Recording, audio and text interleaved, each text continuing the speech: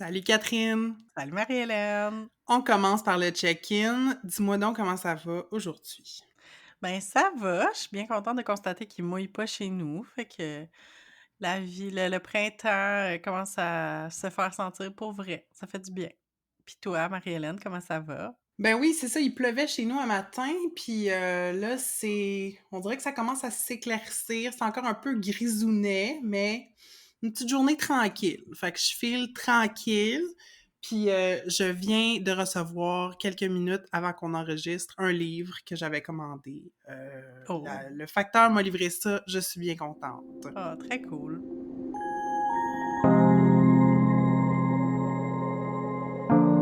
Vous écoutez Entre deux eaux, le balado où on nage entre la pataugeoire de la culture pop et les eaux profondes des feelings.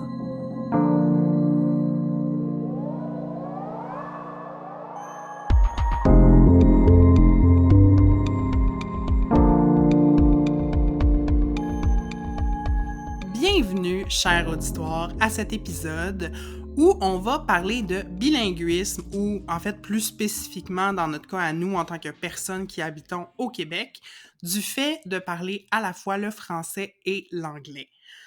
On va commencer en pataugeoire en partageant nos expériences en lien avec le bilinguisme, quand et comment on a appris l'anglais, puis quel a été notre rapport à notre langue seconde au fil de notre développement. Par la suite, en eau profonde, on va revenir sur les raisons qui nous ont poussés comme francophones à choisir à l'occasion d'investir des espaces anglophones. On va aussi parler plus largement des implications sociales et politiques de la quête identitaire du Québec au détriment des francophones dans l'ensemble du Canada. Et restez avec nous jusqu'à la fin parce qu'en dernière partie, on va faire des shout-outs à plusieurs artistes francophones canadiens hors Québec. Fait que, on part ça juste de l'autre côté de l'interlude.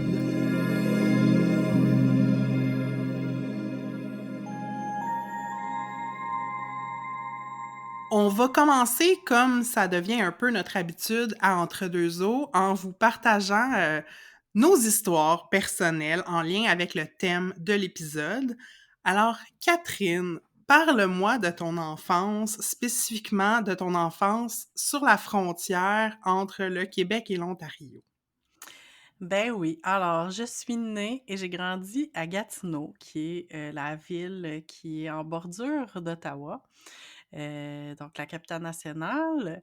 Puis, c'est ça, c'est drôle parce que quand j'ai grandi et j'ai rencontré des gens d'autres régions, il y a beaucoup de gens qui pensent qu'on parle tout anglais en Outaouais, mais c'est vraiment pas le cas. J'ai vraiment, grandi en parlant qu'en français, en allant une fois de temps en temps à Ottawa, mais tu sais, c'était pas, on n'était pas tout le temps rendu là. Puis quand j'allais à Ottawa, ben c'était compliqué parce que les gens parlaient anglais. Fait que c'était.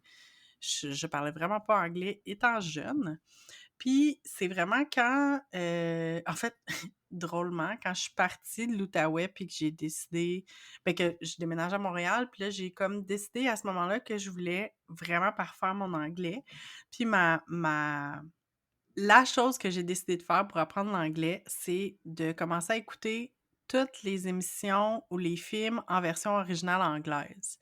C'est là aussi que je me suis rendu compte pourquoi j'aimais pas écouter les traductions. C'est pour ça que j'ai pas écouté Gilmore Girls, ou plein comme toutes les séries qui jouaient genre à Canal Famille ou à Vrac en traduction, j'aimais pas ça écouter les versions doublées.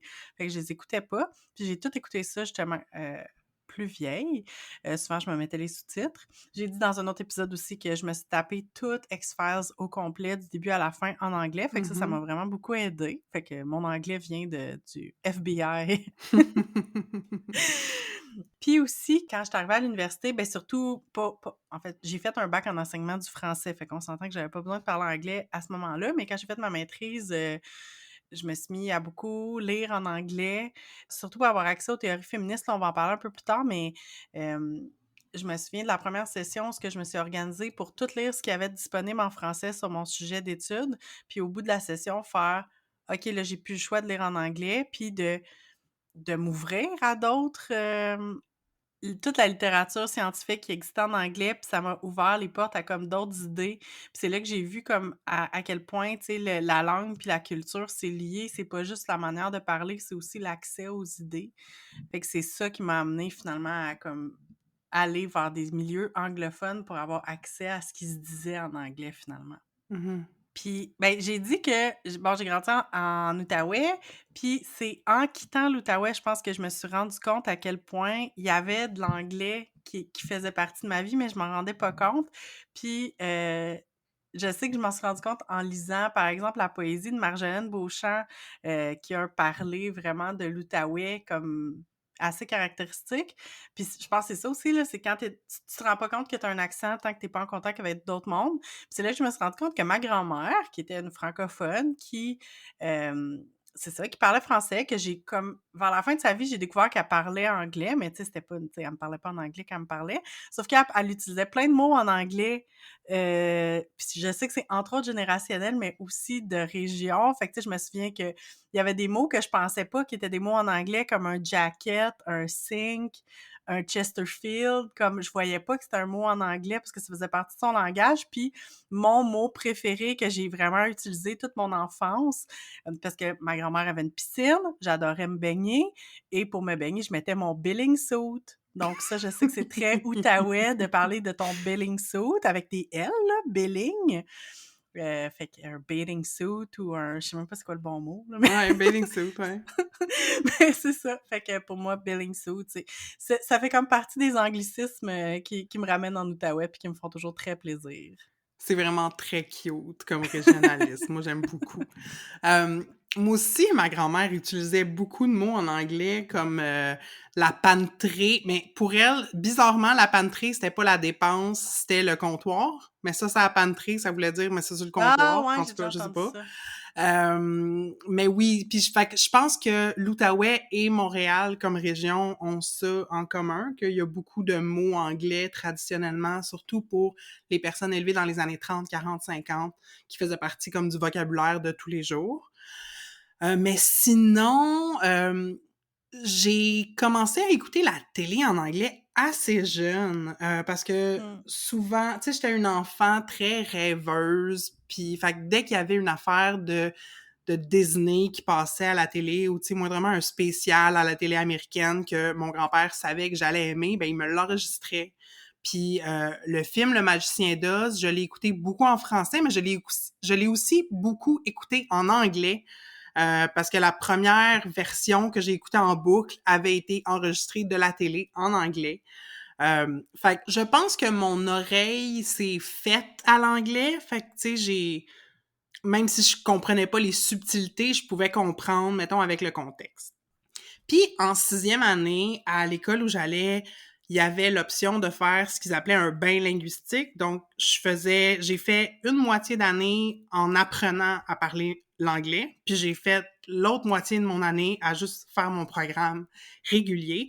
Fait que ça a été comme de l'immersion, tu sais, il fallait qu'on parle anglais en dehors, tu sais, avec nos amis, de la Mmh. classe, tout ça.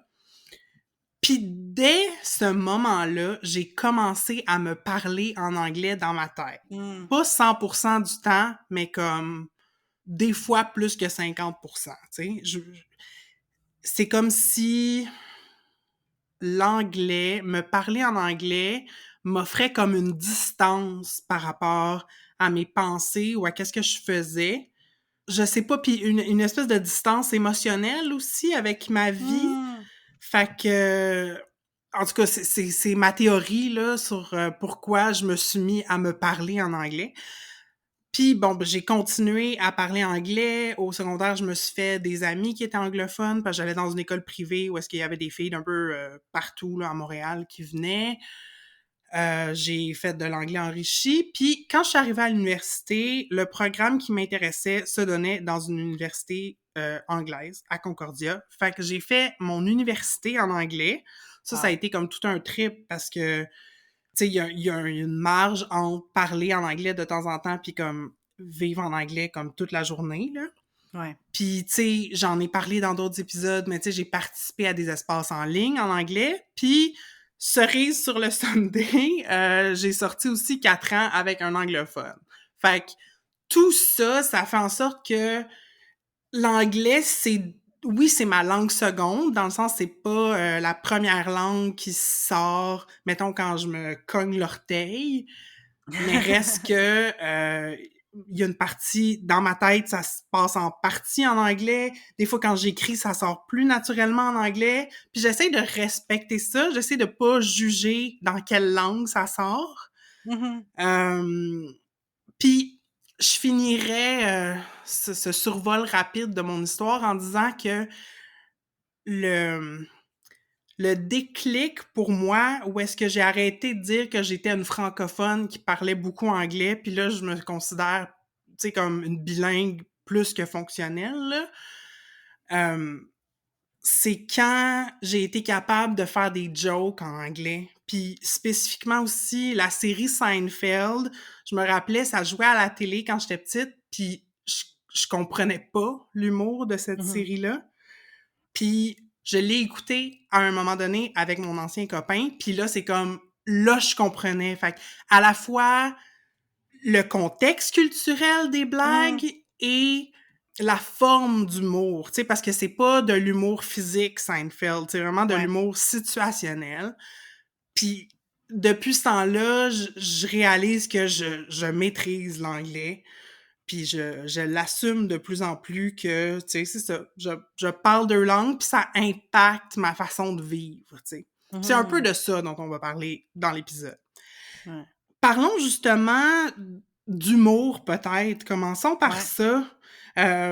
Catherine, toi, c'est quoi ton rapport aux jokes en anglais? Parce que je sais que tu as écouté des shows de stand-up en anglais. Je sais que tu aimes, entre autres, beaucoup l'humoriste Carmen Esposito. Fait que je Ouais. suis curieuse de Ben, t'entendre là-dessus. ben, l'humour, c'est très culturel. Fait que c'est sûr que comme c'est pas si facile que ça à comprendre. Tu sais, j'en écoute de plus en plus. Fait que je pense que c'est ça aussi la particularité. Je pense que quand on parle une langue puis l'anglais, tu sais, l'anglais est pas mal partout. Tu sais, c'est assez facile de comprendre des trucs culturels américains, j'ai envie de dire, plus que comme le contraire, probablement, là, tu sais, parce que justement, c'est comme il y a tellement une hégémonie de la culture américaine, mais j'essaie de penser comme, tu sais, c'est sûr, là, j'écoute de plus en plus des stand-up, mais en même temps, tu sais, je vais pas rire autant souvent que comme, tu sais, si j'écoute ben, en fait, j'allais Tu dire, vas pas rire autant que si t'écoutes, mettons, un spécial de Martin Matt ou Peter McLeod.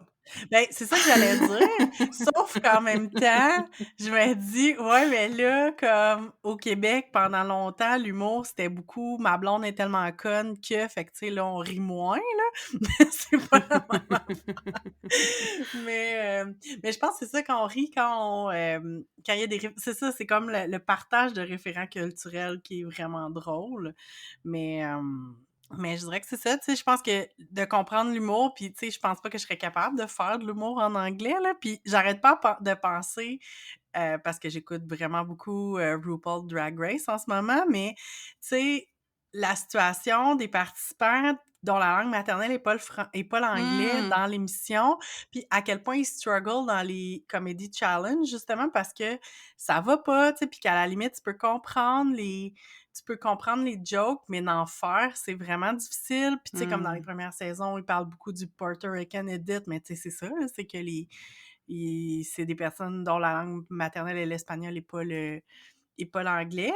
Puis si on regarde dans Canada's Drag Race, ben comme la situation de Rita Baga aussi, qui était considérée comme à la fois, tu sais, ben, elle arrivait à faire de l'humour, mais comme, tu sais, c'était quand même plus difficile. Fait que t'as la question de l'humour, mais la question aussi de l'accès aux sentiments. Tu sais, quand t'as parlé du fait que tu parlais anglais pour te détacher de tes sentiments ou je sais pas quoi, ça m'a vraiment fait penser au nombre de fois ils se sont moqués de Rita Baga parce que justement, là, tu sais, la fameuse fois où ils montrent la photo du petit Jean-François, puis comme t'as genre Rita C'est Baga qui a ça. l'air complètement détachée. Priyanka braille, puis elle est comme Just be gay! Puis Rita Baga qui est comme ben ça va bien aller ton affaire.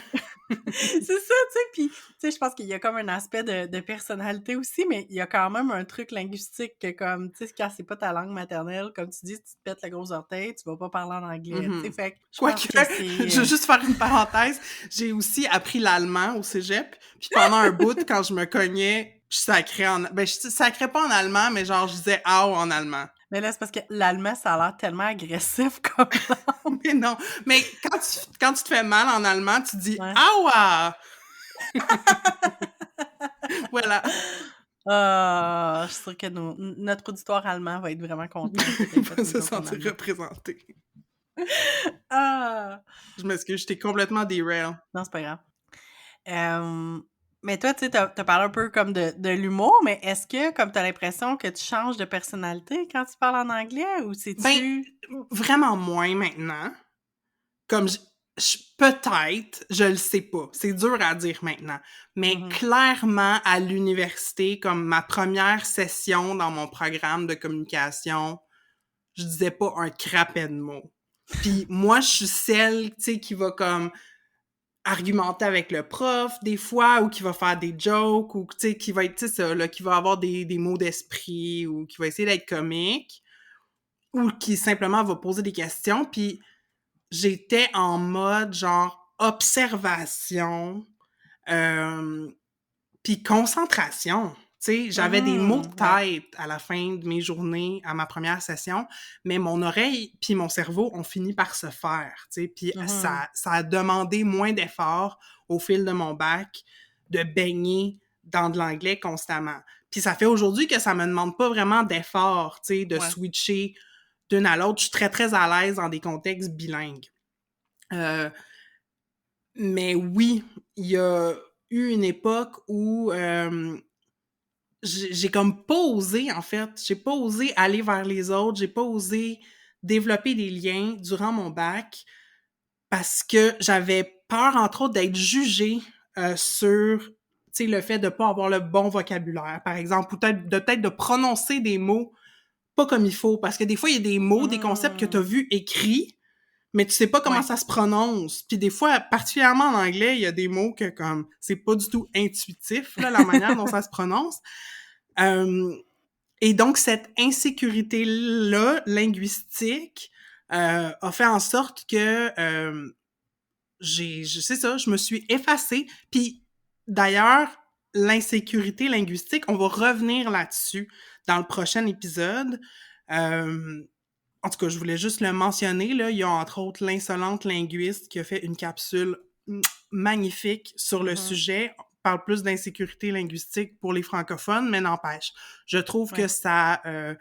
ça s'applique aussi. Quand tu ne maîtrises pas une langue, on peut souvent s'arrêter comme ben, je reprends l'exemple de l'allemand, tu sais, Mmh j'ai fait un voyage, un échange à Berlin à ma deuxième année de cégep, puis c'était facile de switcher à l'anglais, tu Mmh. sais, avec soit la famille dans laquelle j'habitais ou euh, avec des étrangers dans la rue, tu sais, parce que t'as comme cette honte qu'il faut que tu passes par-dessus, tu sais, Ouais. de dire, bon, ben, ça va peut-être sortir tout croche, mais l'important, c'est que je me fasse comprendre, tu sais. Je trouve Mmh qu'on a souvent, lorsqu'on parle pas une langue, que ce soit notre langue maternelle, si on la parle, on a l'impression qu'on la parle pas bien, ou toute autre langue, on va s'arrêter. Tu sais, on va comme couper notre élan. Ça m'arrive même quand on enregistre notre podcast, des fois, tu sais, c'est comme, spontanément, ma tête, mon cœur ont envie de dire quelque chose, puis je m'arrête parce que je sais pas comment ça sort, puis là, c'est de la Ouais. radio, fait que c'est sérieux, puis tu sais. Ouais, fait que j'ai remarqué ça. Pour répondre à ta question, là, je me suis... je me suis un peu peinturée dans le coin Ouais. pour une partie de mon bac parce que c'est dans un environnement anglophone où j'avais peur d'être jugée pour un paquet de raisons, tu sais. Puis aussi, le fait de... Parce qu'il y avait beaucoup de Canadiens anglophones hors Québec qui étaient venus étudier dans Mmh. mon programme. Fait qu'il y avait aussi la OK. peur de pas toujours connaître les références aussi, tu sais, de pas... Même Mmh. si j'avais Ouais. consommé de la télé puis des films en anglais, des fois de pas tout comprendre puis avoir peur de poser la question aussi. Mmh Je sais pas si tu as des expériences parallèles à partager. Ben oui, c'est sûr, tu sais, moi, c'est sûr, j'ai pas étudié en anglais, sauf que, dans le fond, quand je travaillais, dans un organisme féministe, tu sais, j'ai multiplié des formations puis des événements, bilingues. Donc bilingue étant, sais, avec d'autres Canadiens et donc se passait 70%, 80% en anglais. Puis j'étais contente comme de me mettre dans ces situations-là d'immersion pour me débrouiller, mais en même temps, ça faisait que souvent, je me retrouvais à me tenir avec les francophones. Tu sais, les premiers événements où je suis allée, c'était ça, tu sais. Puis à un moment donné, je me suis rendu compte, oui, mais c'est pas avec eux que j'ai envie de parler, comme j'ai envie de discuter avec des gens avec qui j'aurais des affinités, mais qui sont pas nécessairement les francophones. Fait que là, j'ai comme décidé d'avoir un peu plus confiance en mon anglais, essayer d'avoir des discussions avec d'autres personnes. Puis je me souviens tellement de une semaine de formation où on habitait là pendant une semaine, puis je me souviens d'avoir été avec une personne qui est maintenant une personne très chère pour moi, qui est une amie, puis que mais à ce moment-là, tu sais, c'était le soir, au souper, j'étais fatiguée, j'avais l'impression que je déparlais, je cherchais vraiment beaucoup mes mots en anglais, j'avais de la difficulté à tenir la conversation, puis je me suis comme excusée, puis j'ai fait « Hey, tu sais, ça doit vraiment être lourd de m'écouter comme je parle vraiment mal en anglais, comme vous êtes vraiment patient de m'écouter. » Tu sais, je leur dis ça. Puis là, je me souviens que cette personne-là m'a regardée puis m'a dit comme «Attends là, Catherine, tu parles en anglais depuis toute la semaine, c'est nous qui devrions nous excuser. Comme moi, je m'excuse de pas pouvoir te donner un break puis te permettre de Mmh. parler en français parce que cette personne-là parle pas du tout français, tu sais, fait était comme je peux pas aider, tu sais, comme je peux pas switcher, tu sais. Puis ça m'a comme fait réaliser que à chaque fois que je parle à quelqu'un, comme mettons à une personne anglophone qui a de la difficulté en français, mais qui me parle en français, je suis jamais comme ben là, cette personne-là parle bien mal ou comme tu Mmh. sais, j'ai pas ce jugement-là, mais je me disais, c'est sûr que les autres l'ont pour moi. Puis je sais que moi, je trouvais ça vraiment difficile de soit pas avoir la bonne prononciation des mots, pas avoir le vocabulaire, même les tournures de phrases. J'oublie tout le temps mes S au pluriel en anglais, comme j'oublie tout le temps de les dire. Mais c'est ça, puis j'ai comme réalisé que moi, j'ai toujours très bien parlé français. Je veux dire, j'ai fait un bac en enseignement du français au secondaire. J'ai toujours été valorisée par la qualité de mon expression en français. Puis là, je me retrouvais dans une situation où je maîtrisais pas bien l'anglais ou ben, tu sais, là, je pense que je le maîtrise beaucoup mieux, mais tu sais, à ce moment-là, comme, tu sais, c'est ça que je bafouillais sur les mots, que j'avais pas tout le vocabulaire, que mes structures de phrases étaient un peu tout croche.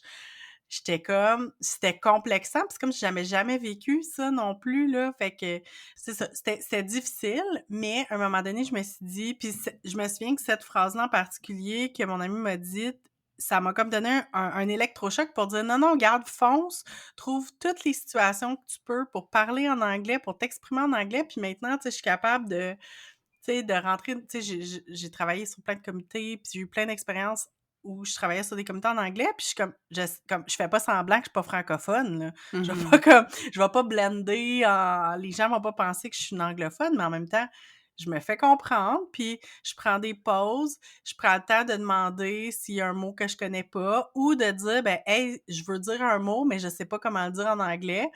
Puis là, soit que je le dis en français ou soit que j'essaye comme d'expliquer c'est quoi, là, tu sais, genre je fais référence à tel comme je fais une série de mots pour dire voici ce que je veux dire. Puis là, les gens me disent: «Ah, c'est ça le mot que tu cherches». «Ah, parfait, merci beaucoup», comme je vais essayer de m'en souvenir la prochaine fois, mais faut comme se donner un break puis être capable de dire, c'est ça, d'oser demander puis de faire comme: «Mais c'est Mmh. pas grave, là, quand je parle à quelqu'un qui parle pas français, super bien, ben, ça me dérange c'est pas grave, là».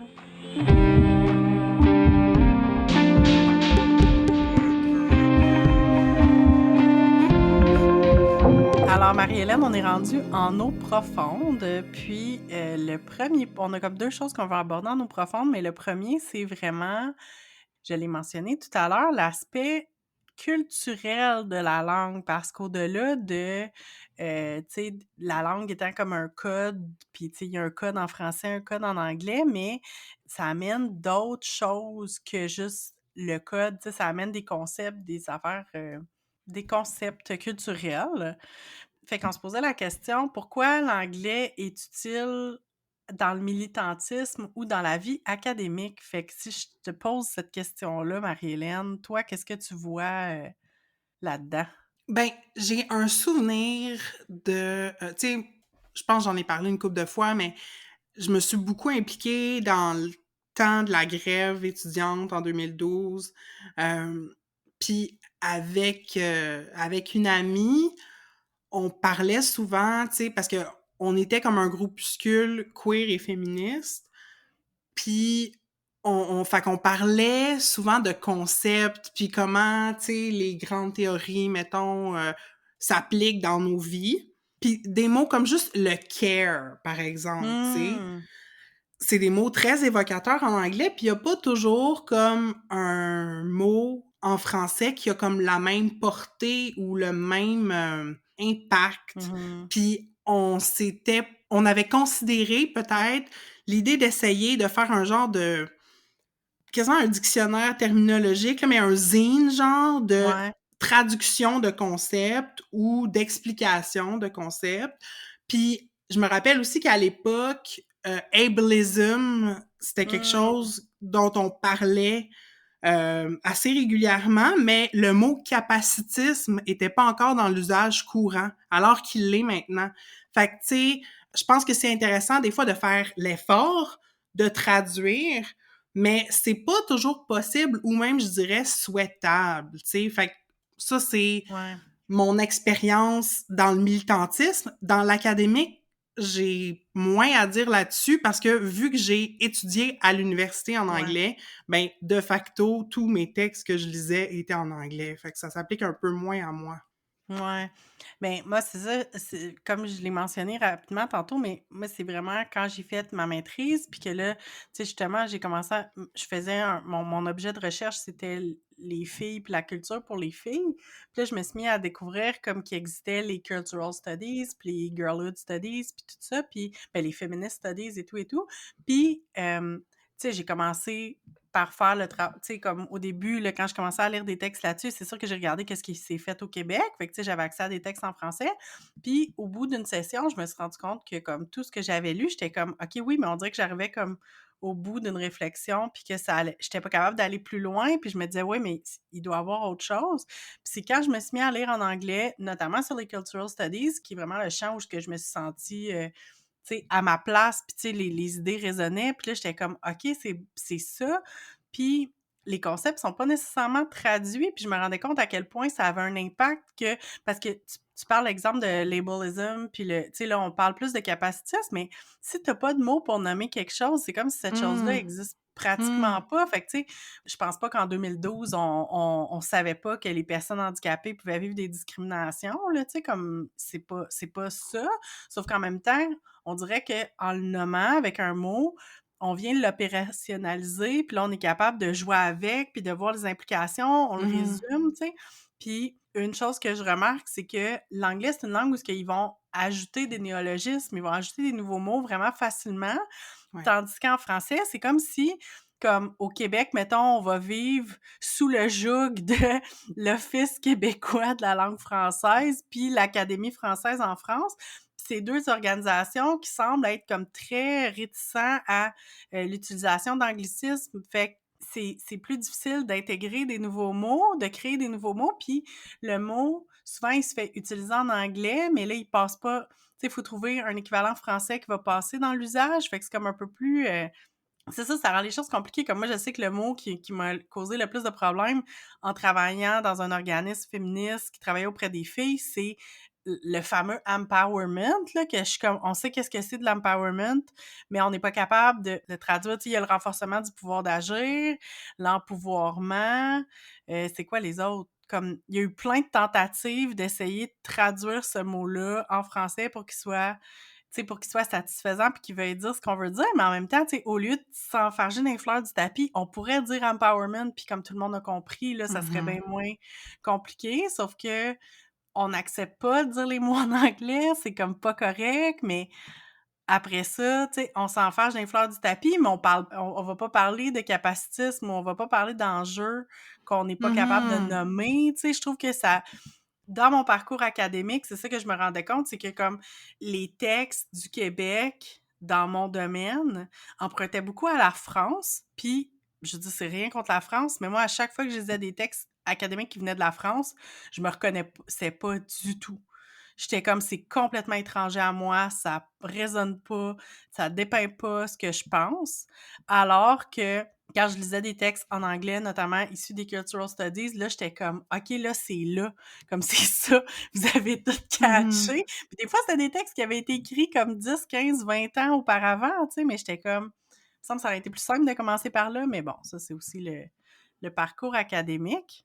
Puis je pense que c'est ça qui a fait que j'ai tant voulu participer à Je suis féministe, je Mhm. pense. C'est que le féminisme qui résonnait pour moi, c'était le féminisme sur le web, en anglais, sur des Ouais. blogs comme Feministing, Feminist. Mhm. Puis quand j'ai rencontré, entre autres, Marianne Prairie, puis Isabelle Miron, c'était comme, OK, ils veulent faire ça pour le Québec, tu sais, puis c'était un espace où j'avais l'impression que je pouvais parler de concepts qui étaient plus discutés dans le milieu anglo, mais en français, puis ça se voyait juste pas au Québec, ou en tout cas, si Ouais. ça existait quelque part, c'était comme caché en dessous d'un tapis, puis je l'ai pas vu, tu sais.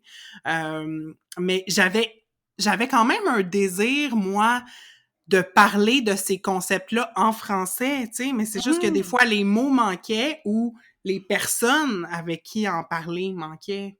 Ouais, vraiment. Comme moi, je pense que j'ai découvert le féminisme en même temps que je découvrais Je suis féministe. Fait que, tu sais, je suis comme contente de, tu sais, d'avoir pu avoir accès justement à des mots en français, parce qu'il y a ça aussi, comme je me pose toujours la question, tu sais, c'est un gros enjeu d'accès de, tu sais, pour moi, c'est un grand privilège d'être capable de lire en anglais puis de m'exprimer en anglais Hmm. puis d'être capable d'avoir accès à ça. Puis je me suis toujours dit, comme dans l'idéal, il faudrait que tout soit traduit dans toutes les langues pour que tout le monde ait accès à tout, mais dans les faits, ça se fera pas. Fait que je trouve que des médias comme Je suis féministe ou, tu sais, le simple fait de parler, ou moi, je sais que j'ai écrit des articles ou j'ai fait des conférences sur les Girlhood Studies parce qu'il y avait presque personne qui travaillait avec cet angle d'approche-là en français au Québec. Fait que j'étais comme, ben moi, je veux le faire connaître. Moi, je veux vous expliquer c'est quoi ce concept-là, puis je veux qu'on l'utilise plus, tu sais. Fait il y avait beaucoup de ça. Puis t'as parlé du concept d'empowerment qui était comme particulièrement utile. Je sais pas si dans les dernières années, il y a eu d'autres mots ou d'autres concepts auxquels t'as été comme exposé en anglais d'abord, puis Mmh. que, tu sais, c'est ça, ça a comme résonné pour toi. Ben, c'est le queer, en fait. C'est drôle parce que je pense que c'est l'été passé ou l'été d'avant, en tout cas, j'ai écouté un podcast qui est produit à Gatineau, un podcast bilingue queer qui a le meilleur nom parce que c'est comme le meilleur jeu de mots que j'ai vu de ma vie. Ça s'appelle Gaytino, donc écrit comme Gaytino. Donc c'est vraiment un podcast bilingue, fait qu'ils ont des épisodes en français, des épisodes en anglais. C'est vraiment très très cool. Comme ils sont pas genre le podcast est pas mort, mais sont pas particulièrement actifs dernièrement. Mais tu sais, vous pouvez aller écouter les épisodes précédents. Là, on va vous mettre un lien. Mais j'ai particulièrement accroché sur l'épisode qui est une entrevue avec l'artiste. C'est un artiste acadien queer qui s'appelle Xavier Gould. Dans le fond, dans l'entrevue, Xavier parle beaucoup du fait d'être acadien, puis d'être queer, puis à quel point le queer est pas vraiment présent en Acadie. Tu sais que c'est pas de dire, puis de dire que le queer est pas présent en Acadie, c'est pas de dire qu'il n'existe pas des homosexuels en Acadie, par exemple, mais c'est de dire comme l'identité queer, des choses plus qui s'éloignent plus des marges, qui s'éloignent plus de l'hétéronormativité, puis tout ça, ça existe plus ou moins. Tu sais, Ou là, c'est c'est moins sûr que ça visible. change. C'est moins visible, c'est ça. Fait qu'il parle de ça, puis Xavier parle aussi de l'idée d'avoir une perception différente parce que son expérience, c'est qu'il a étudié dans une université anglophone, mais il reste acadien. Fait que dans le fond, comprendre super bien l'anglais, mais d'être un peu out, là, comme tu sais, de manquer certaines références parce que Mhm. t'es francophone ou t'es acadien. Fait qu'en tout cas, ça amène une vision différente. Puis le point que j'ai vraiment aimé, c'est que Xavier insistait beaucoup sur l'idée que de ramener ce qu'on apprend ailleurs, puis de le ramener chez nous, puis de le faire Mhm. rayonner. Puis ça revient beaucoup à ce que tu disais avec Je suis féministe, de dire OK, c'est pas là, mais on va le faire exister. Puis tu sais, Mhm. on va commencer, puis on va le faire aller. Puis c'est en écoutant cet épisode-là que je me suis rendu compte que tout ce que j'avais lu à ce moment-là, tout ce que j'avais appris sur le queer, c'était juste en anglais.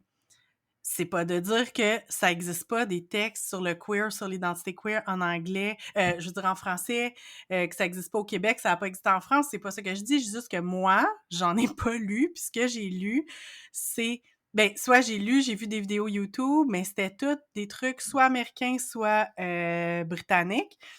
Je pense que ça a participé pour moi au développement de mon identité, puis de mon orientation sexuelle, puis de me dire comme: «OK, c'est comme» tu sais, de voir des expériences différentes, de les entendre parler dans une autre langue, puis ça fait comme: «Ah OK, je sais pas, il y a quelque chose de spécial de se dire que j'ai pas eu accès à ça tant que je parlais pas anglais aussi, là». Mmh. Puis c'est ça. Mais tu sais, je pense qu'il y a l'époque, il y a plein d'affaires qui sont différentes, mais tu sais, c'est comme si on arrive avec les concepts arrivent plus tard aussi. Ouais. Fait que ça m'a donné le goût de m'investir dans des endroits où ce qui était justement bilingue ou qui était anglophone, de participer à des discussions qui étaient anglophones. Puis, en parlant de faire le lien entre des concepts qui sont développés dans un monde anglophone avec, puis de faire le lien avec le monde francophone ou d'autres langues, j'ai vu passer un appel de texte d'une revue française qui s'appelle Politique des Cultural Studies. Donc, on voit que même dans leur titre, ils ont choisi de pas traduire Cultural Studies. Puis au moment de diffuser l'épisode, l'appel de texte est terminé, là, la date limite était le 15 avril 2021, mais ils vont faire un numéro sur l'appropriation francophone des Feminist Cultural Studies. Fait que c'est un numéro qui devrait sortir, qui est prévu de sortir au printemps 2022. Fait que ça va être à surveiller, mais c'est quand même intéressant de voir là, des académiciens puis des chercheurs dans ce domaine-là qui vont parler de comment les francophones s'approprient les Feminist Cultural Studies. Moi, j'ai bien hâte de voir ça. Fait que je pense que ça fait le tour de la première idée qu'on voulait explorer en eau profonde. La deuxième idée qu'on voulait parler, en fait, c'est que là, je vous entends déjà, ma gang de souverainistes, nous crier du fond de la salle en français, s'il vous plaît. J'ai envie de mettre sur la table que moi, je sais que pas mal toute ma vie, jusqu'à ma vie de jeune adulte, je me suis vraiment beaucoup identifiée au mouvement souverainiste au Québec. Je sais pas, Marie-Hélène, toi, c'était quoi ton rapport avec la question Heu, d'identité nationale québécoise? ben, moi, j'étais sympathique à la cause du oui jusqu'en 2003 peut-être, là. À un moment donné, c'est parce que ça devient compliqué quand tu prends en compte l'enjeu des territoires autochtones au Québec. Mhm. Puis, tu sais, c'est parce que c'est bien beau se séparer, mais si on tient même pas compte du fait qu'à la base, peut-être que ce territoire-là nous appartient même pas, ben ça complique l'affaire, en fait. Puis c'est pas que je suis contre l'idée de l'indépendance du Québec, mais je suis pas nécessairement tu sais, c'est ça, ni contre ni pour, bien au contraire, là. Je pense que ça nécessite beaucoup de nuances. Mhm. Fait que, tu sais, si demain matin, l'indépendance du Québec se faisait, ce serait pas nécessairement une catastrophe, mais ça serait pas nécessairement une bonne chose. Ça dépend beaucoup de la manière dont ce serait fait, je pense. Puis, je dirais aussi que la préservation du français au Québec ne passe pas nécessairement par l'indépendance. Fin de l'éditorial. Très bien. Ben, j'ai pas mal la même position actuelle que toi. Je pense que c'est arrivé un peu plus tard, mais c'est comme si, mon intérêt pour le français, pour la préservation du français, tu sais, était longtemps, lié avec comme la culture. Puis tu sais que j'étais très intéressée par la culture au Québec, tu sais, par, la télé, le théâtre, la musique. C'était vraiment mon focus principal jusqu'à peu près à l'université. Puis, à un moment donné, mais c'est pas mal quand je suis devenue féministe que je me suis rendu compte qu'il y avait des enjeux qui, selon moi, étaient plus importants puis plus prioritaires que la Mmh. langue. Et donc, à peu près dans ces années-là, je me suis retrouvée, j'ai fait un certificat en littérature québécoise, à l'Université Laval. Donc, j'étais rendue à Québec. Puis là, j'ai eu un cours optionnel qui était sur la littérature franco-ontarienne, que j'avais évidemment dû demander, une dérogation pour le prendre parce qu'évidemment, ça rentre pas dans la littérature québécoise. Mais bon, je prends ce cours-là, je suis super enthousiaste. Puis, c'est la première fois que j'ai entendu parler de l'histoire des Franco-Ontariens à ce moment-là. Donc, je suis dans un cours optionnel à l'université. On se rappelle que j'ai grandi sur la frontière de l'Ontario, puis j'ai jamais entendu parler de ça. Puis c'est à ce moment-là que je me suis rendu compte à quel point l'histoire nationale au Québec, tu sais, dans les années 60-70, où il y a des gros mouvements de prise en compte de l'identité nationale, les Québécois s'affirment en tant que Québécois et non plus en tant que Canadiens français. Puis là, c'est la fois que je me suis rendu compte que, finalement, en faisant ça, sans le vouloir, ils ont un peu pitché tous les autres francophones du Canada en dessous des roues de l'autobus. Mmh. Parce que les Canadiens français, qui étaient déjà dans des positions minoritaires, en ayant le Québec qui obtient un statut de société distincte, puis que là, ils sont encore moins prioritaires, sont encore moins un poids, parce qu'avant, on parlait vraiment des Canadiens français comme Ouais, c'est coast to ça. coast, là. C'est comme on perd la force du nombre, là. Ben, c'est ça, puis là, ben, il reste plein de communautés de francophones, puis là, c'est sûr que là, dans le cours, on s'intéressait beaucoup à l'histoire de l'Ontario, puis des Ontariens français, donc des Franco-Ontariens. Fait que, ben, si ça vous intéresse, on va mettre le lien dans les commentaires vers la page Wikipédia des Franco-Ontariens. C'est vraiment intéressant pour voir comme l'histoire là, des Franco-Ontariens, de voir les luttes.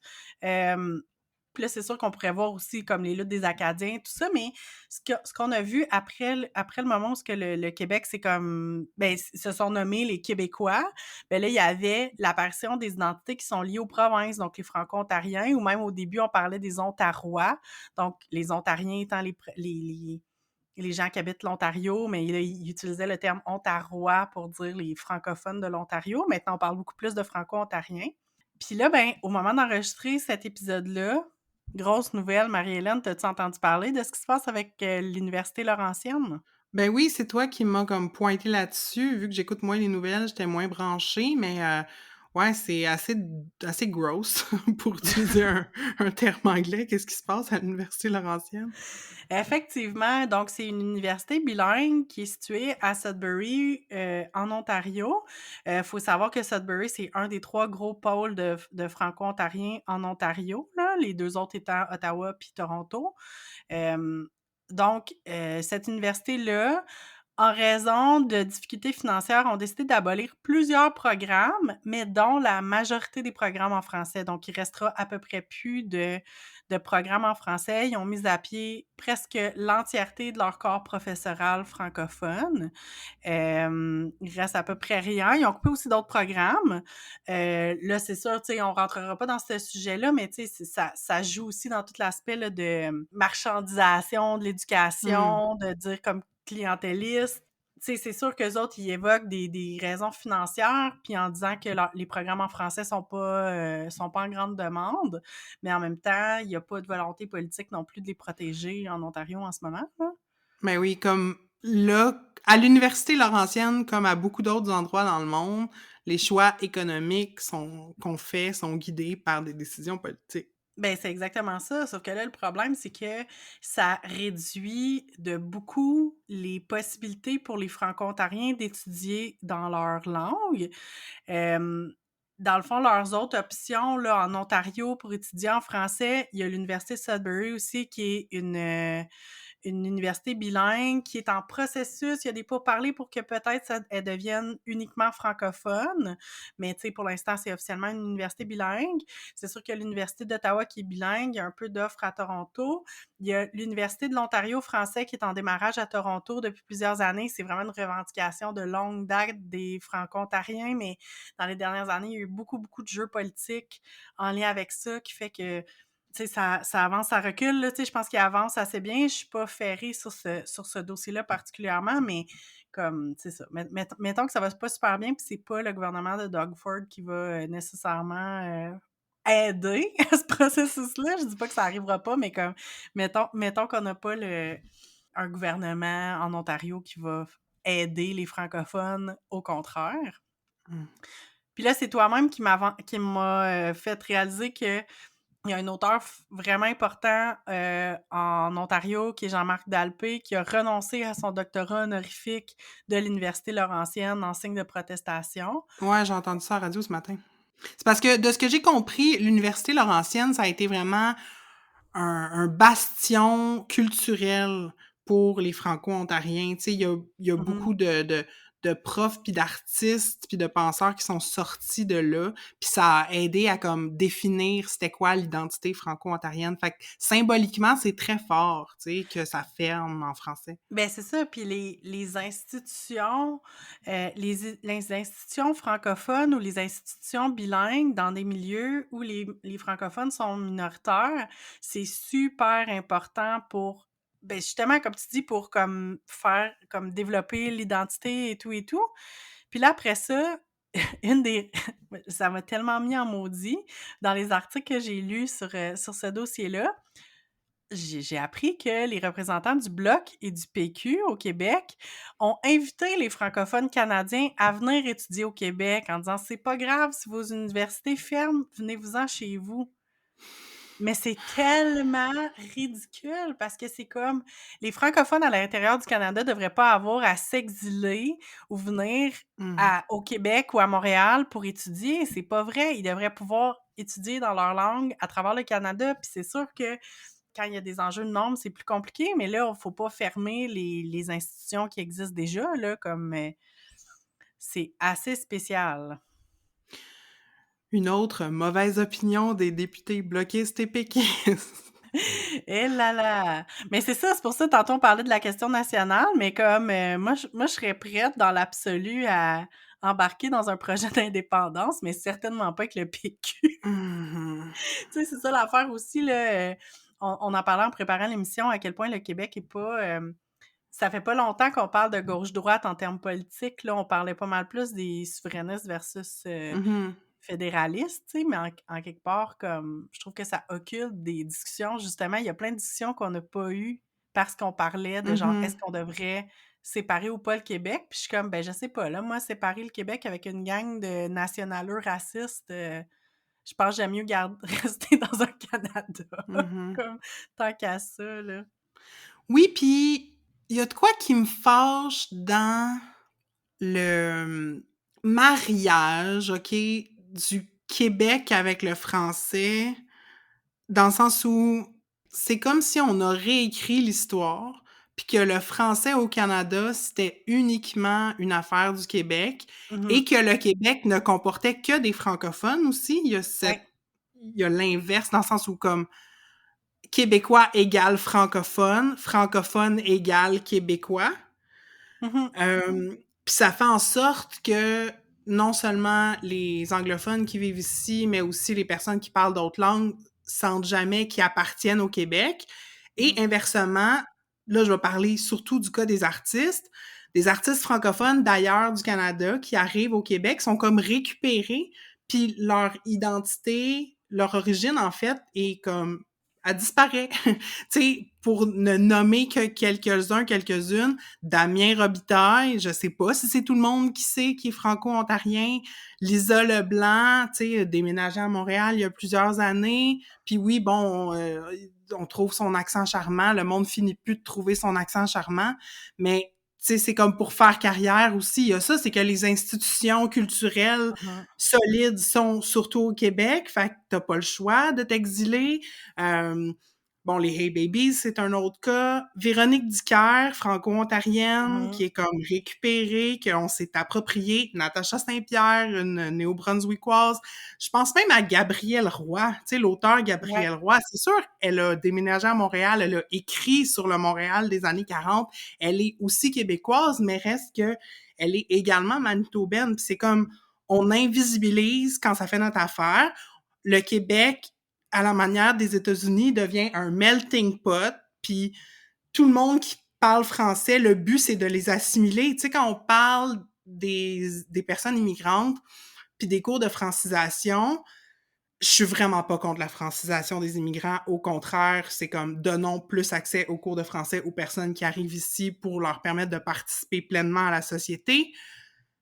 Mais aussi, je trouve que il y a de la part de certaines personnes, il y a comme un exercice, un désir d'effacement des spécificités Mmh. euh, des personnes qui viennent d'ailleurs. Tu sais, c'est comme ici, on est au Québec, c'est. Puis, tu sais, c'est de même qu'on parle, puis c'est de même qu'on pense. Puis le fameux, Mmh. je sais pas si c'est encore remis là, aux personnes qui immigrent au Québec, mais comme le livre des valeurs québécoises, là, c'était Mmh. bullshit. Euh, c'est ça, c'est comme, j'allais dire, c'est notre mentalité de coloniser. Euh, non, mais il y a de quoi qui m'agace Ouais.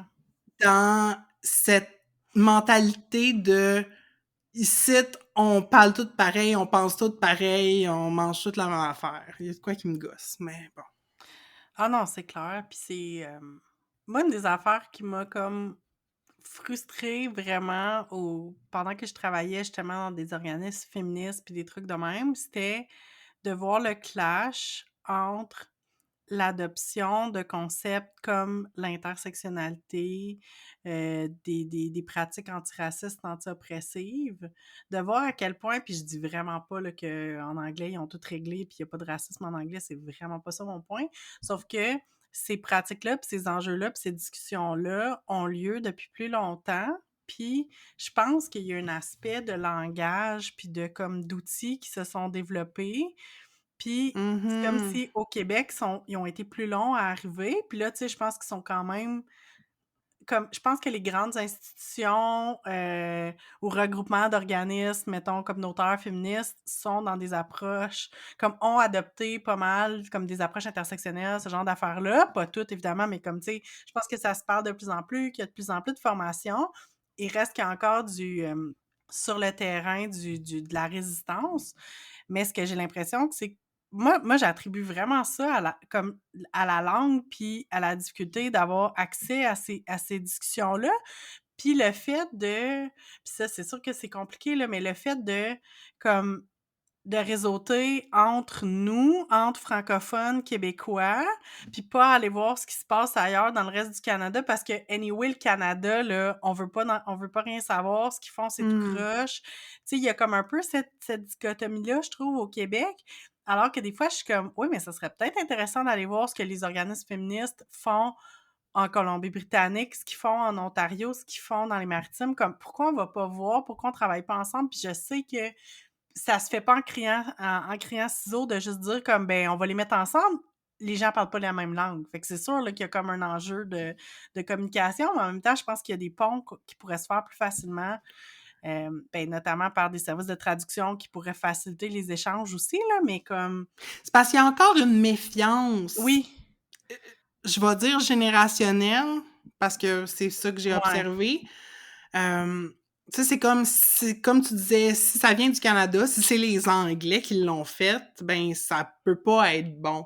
Puis, je veux dire, on le voit encore aujourd'hui, on l'a vu dans les derniers mois avec les conversations autour, tu sais, de la présence du racisme au Québec. ouais. Puis, plusieurs chroniqueurs du Journal de Montréal qui sont comme arrêtez d'importer vos théories des États-Unis, tu sais. Oui, mais vous autres, vous importez vos affaires de la France, Je le comme là, sais, là. Chris, leurs affaires sur la laïcité, mais c'est comme, c'est correct parce que ça vient de la France, tu sais, c'est comme, ça vient de la mère patrie, Ouais. c'est beau, puis tout ce qui vient comme c'est ça, de l'ouest de Gatineau, puis d'en bas de la frontière, c'est pas bon. Alors que culturellement, on est bien plus proche, hostie, du Canada anglais puis des États-Unis qu'il y a de la France. Ah! Ben oui, c'est sûr. Puis il faut mentionner absolument le fait que justement, tu sais, tu parlais que, tu sais, c'est du réflexe de coloniser ou comme, tu sais, des trucs de même, mais c'est parce que c'est comme si je vais dire le Québécois moyen, là, ou comme au Québec, on va beaucoup revenir sur la question, oui, mais on a été colonisé par les Anglais, Mm. on veut résister aux Français, puis c'est vraiment pas l'idée de dire on devrait pas parler français au Québec. Sauf qu'on est bien bon pour se rappeler qu'on a été colonisé par les Britanniques, mais on est bien bon aussi pour oublier complètement que qui c'est qui est arrivé en premier? C'est les Français, mais il y avait du monde comme Mhm. on a colonisé en premier. Et qui a colonisé le Québec, le Canada en premier? C'est les francophones sur le dos des Premières Nations. Mais ça, on l'oublie bien, bien, bien rapidement. Puis je pense que c'est facile d'oublier, de se placer en victime de la colonisation, puis de pas se voir comme colonisateur. Puis je pense que c'est super important, puis c'est pour ça que ça me rend les questions d'identité puis de protection de la langue me rendent particulièrement inconfortable à la lumière Mmh. de nous savoir nous-mêmes, peuple colonisateur, tu sais. Mmh. Ouais, non, je suis vraiment d'accord parce que il y a un refus d'accountability, un autre mot qui Mmh. a pas vraiment de pendant en français. Hem, un refus de prendre responsabilité Mmh. des aspects moins glorieux de notre histoire. Ça veut pas dire qu'il faut comme se couvrir de honte et de Non! cendre et c'est pas ça, là. C'est juste de on est complexe, tu sais, on a une histoire complexe, puis de dire qu'on est uniquement, tu sais, les Astérix, là, de l'Amérique du Nord parce qu'on est les résistants, heu, ça manque de nuances. C'est pas la vérité.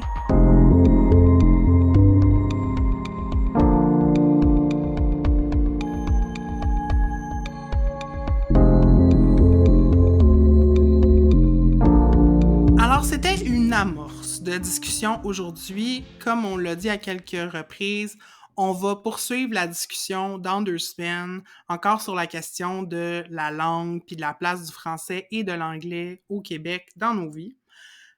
Mais là, on est rendu en dernière partie, notre segment toujours plus léger, plus funné, et on voulait mentionner des artistes francophones qui ne sont pas originaires du Québec, qu'on apprécie particulièrement. Moi, je vais commencer avec un groupe très proche de mon cœur que j'ai déjà mentionné, entre autres dans notre épisode sur le country, mais les Hey Babies. Je les aime donc. Ah! Puis je dirais que ma membre préférée des Hey Babies, parce que je trouve qu'elle a un style et une voix extraordinaire, c'est Laura Sauvage. Et je Tellement. vous suggère à cet effet un épisode du balado Deviens-tu ce que t'as voulu? Où Dominique Tardif fait des entrevues avec différentes personnalités. Puis dans l'épisode avec Laura Sauvage, elle parle justement de la question de la langue, puis comment elle a vécu dans sa famille francophone au Nouveau-Brunswick, comment c'était quoi la place du français versus l'anglais, quelle partie de sa vie se déroulait en français et d'autres en anglais, puis comment, à cause de sa carrière, elle a dû déménager à Montréal. T'sais. Fait qu'en tout cas, c'est très intéressant. On va mettre le lien dans les notes de l'épisode. Et une autre artiste que j'aime beaucoup, que j'ai beaucoup écoutée, entre autres, quand j'étais au cégep, c'est Marie-Jo Thériault. Mmh.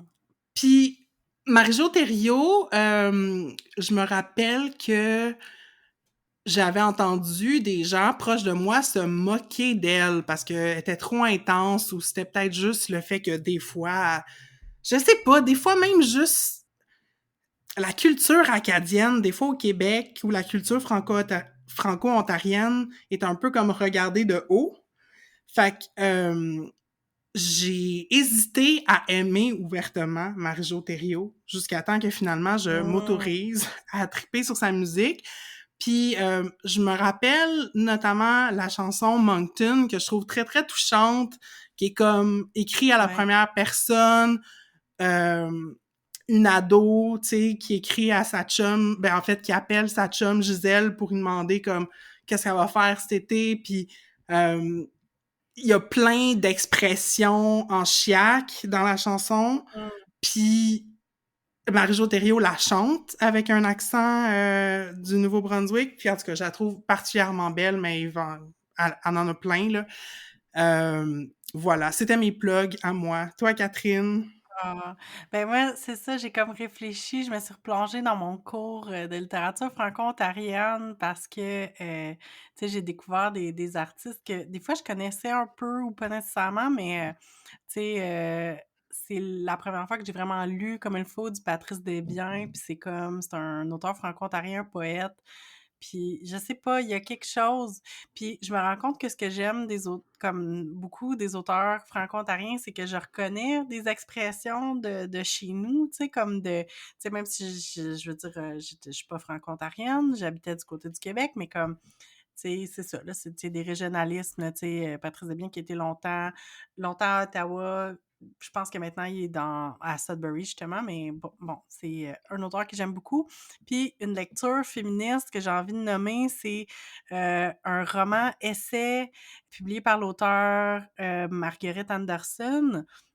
Celui que j'ai lu dans mon cours, justement, ça s'appelle De mémoire de femme. C'est un roman-essai qui a été publié en 1983.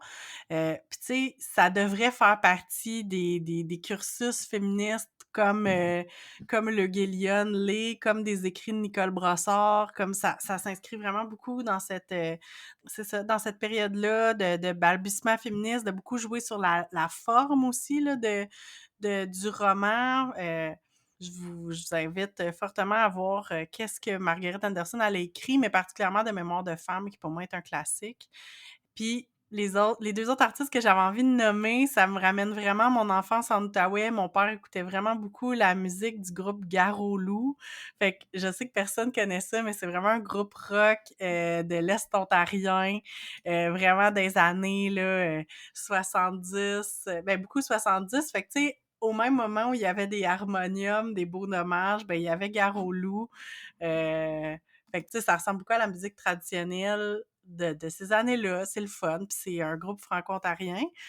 Puis la dernière artiste que je voulais nommer, c'est parce que on oublie souvent que la grande chanteuse des petits, qui n'est plus malheureusement, mais Carmen Campagne, fière françaiscoise, donc de la Mhm. Saskatchewan, des plaines.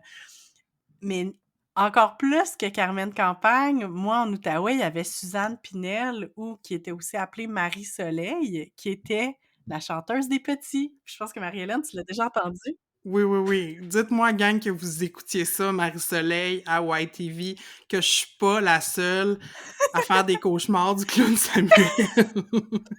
Mais c'est tellement drôle que tu dis ça parce que pour moi, le clown Samuel, c'est tellement une chanson qu'on chantait, tu sais, on chantait en maternelle, on chantait à l'école, c'était comme, ça faisait vraiment partie. Autant que les chansons de passe-partout, mettons, là. Puis tu sais, comme, moi, j'en avais pas, mais genre, mes amis, il y avait des posters de Suzanne Pinel dans leur chambre. Puis tu sais, c'était Marie-Soleil qui était dans les festivals, tu sais, comme... Puis c'est franco-ontarienne. C'est là que je me rends compte des fois que j'ai comme des clashs entre ma culture de jeune de l'Outaouais, qui était des fois plus collée sur les franco-ontariens que sur Montréal, mais voilà. Écoute, ben Suzanne Pinel, qui est encore avec nous, hein, qui est pas Oui. morte, puis je pense qu'elle a même reçu l'Ordre du Canada, une affaire de... En tout cas, je l'ai vu, une photo sur Google avec une médaille quelconque. Fait que, bravo, Suzanne Pinel, monument. Écoute, Monument une vraie légende. franco-ontarien avec le clown triste et le petit chien fatigant. Ah. Bon ben, déjà, le temps passe vite. On est arrivé à la fin de l'épisode. Check out, Marie-Hélène, comment tu vas? Ben ça va bien, puis je me rends compte que j'ai fait un terrible oubli. Catherine, j'ai pas nommé Rock Voisine dans mes artistes hors Québec, bref. Comment peux-tu? Comment ai-je pu? Helen, things you do. Mais voilà, bravo, merci Rock d'exister. Fait qu'à part la grande honte dont je suis couverte présentement d'avoir fait ce malheureux oubli que je viens de réparer, ça va. Et toi? Ben, ça va très bien. Je me rends compte à quel point j'aime parler de l'Outaouais, de la région d'Ottawa, Fuck yeah! de la région si souvent oubliée d'Ottawa-Gatineau. Écoutez, Ottawa, Gatineau, represent. yes. Si vous avez aimé cet épisode-là, on vous suggère de l'envoyer à une personne de votre entourage qui capote sur Rock Voisine. Comme ça, elle va être vraiment frue que Marie-Hélène l'a oublié dans sa liste tantôt. Mais c'est pas grave. Aussi, on aimerait vraiment ça, ben, tu sais, à tous les épisodes, on aimerait savoir de vos nouvelles, mais, tu sais, on est consciente qu'on a parlé dans cet épisode-là vraiment de notre position de francophones québécoises qui avons appris l'anglais assez jeunes, puis qui vivons maintenant à la frontière des deux langues. Mais on aimerait vraiment ça, avoir votre expérience. Qu'est-ce que vous avez pensé de ce qu'on a dit? Est-ce qu'on a oublié des choses? Est-ce que vous avez l'impression qu'on a dépeint des trucs tout croche? êtes-vous souverainiste puis vraiment tabarnak en ce moment? Écrivez-nous. Puis si vous avez aimé notre épisode, ben partagez-le sur les réseaux sociaux. N'oubliez pas de nous taguer. On est sur Instagram et sur Facebook avec le handle entredeuxeaux.balado. Et on vous invite aussi à vous abonner à Entre deux eaux sur votre plateforme de balado préférée. C'est un excellent moyen de nous soutenir. Vous pouvez aussi rédiger un avis, nous mettre des étoiles. Et finalement, si jamais vous avez quelques dollars qui traînent, ben c'est possible de nous soutenir financièrement. Toutes les infos là-dessus sont sur notre page web au entredeuxeaux.pinecast.co. Et au prochain épisode, on l'a déjà mentionné, mais on va poursuivre cette discussion-là sur le bilinguisme en parlant peut-être un peu plus de l'insécurité linguistique, aussi de la qualité de la langue. Est-ce que le français est en perdition au Québec? Est-ce que les réseaux sociaux, les TikTok et les jeunes vont abolir le français dans notre beau pays? C'est ce que nous saurons au prochain épisode. Fait que ben, on se reparle au mois de mai. Bye tout le monde! Bye bye!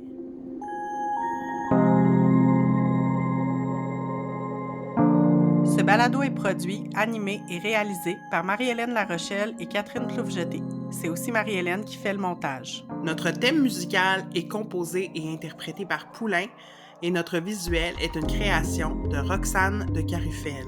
Nos épisodes sont enregistrés à la maison. Moi, Catherine, j'habite à Québec, sur des terres qui font partie du territoire traditionnel non cédé des Hurons-Wendat.